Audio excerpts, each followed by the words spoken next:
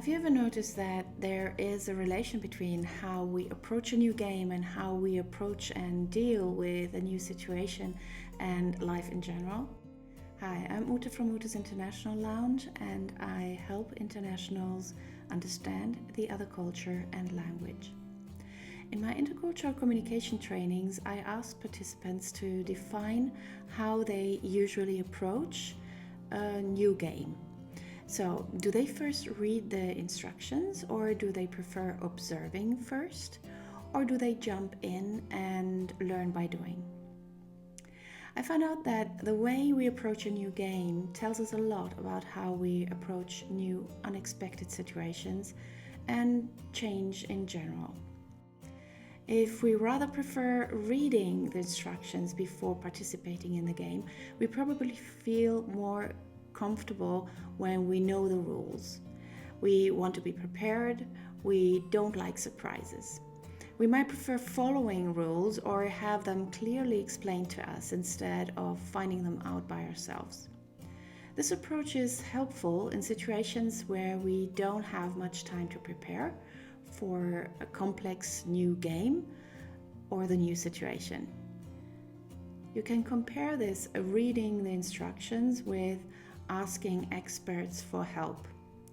The consequence of this approach is to minimize the chances for a faux pas, for misunderstandings, or for failure.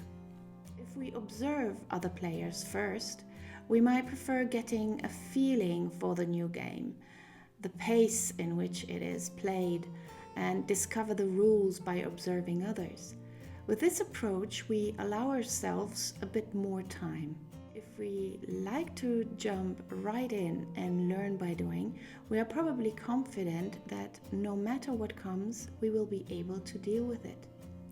Maybe we are experienced players already, or we like the adventure, the challenge, and we might not want to know all the rules before starting, but just those that we deem important to get started.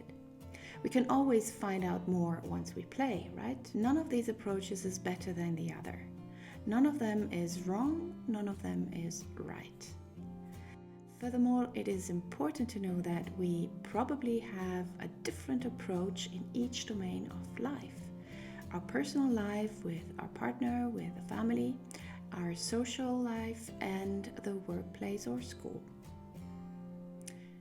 It all depends on our experience in that domain, and our expectations, and our character or personality. Let's make an example. Let's say we learn a new game like Monopoly. It helps to know that we need pawns, dice, paper money, and cards, etc., and how and when we have to use them.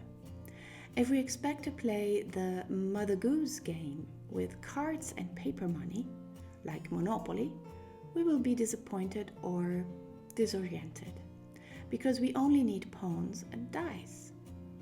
Also, we need to know that depending on where we land on the board game, we might have to restart from the beginning, pause one turn, or do something else where we don't have much influence on. In most games we play with others, we have to take turns. How much time is allocated per turn depends on the general pace of the game, how the other participants are playing it, and if it is slow or fast for us depends on our own expectation and on how we usually play games that are similar to the ones that we are playing at the moment. If we play Regretto, on the other hand, we may be prepared to use cards only, but we need to know that all players play at the same moment, as the aim of the game is to finish as quickly as possible. Playing games also allows us to discover if we can be team players. Even in games where the best wins, we can adjust the rules to help each other as a team, rather than to win at all costs. Games, board games, giochi di società, are a very powerful tool for families too. With these games, we can discover how other members of our family feel emotionally, where they might need help with like counting, adding, subtracting, strategic thinking, negotiating, etc. Not to mention that we can find out what words, what terminology is needed to play this game. With this regard, playing a game in a language that we are not that fluent in yet can be a real challenge or an interesting discovery. An important aspect to compare the way we deal with new situations and the way we approach new games is that if we approach a new situation like a game, we will not take it too seriously. We will give ourselves time to adjust, to understand the new rules, to alternatives to rules, and which I find most important, we will always get the chance that the next round will be better, that we will improve by playing it over and over and over again. I would like to know from you how you approach a new game. How do you play board games, rather in a competitive manner or like a team? Do you like to invent new rules, or do you prefer sticking to the rules of the game? If you like this video, please click subscribe and click the bell to be notified every time I publish a new video.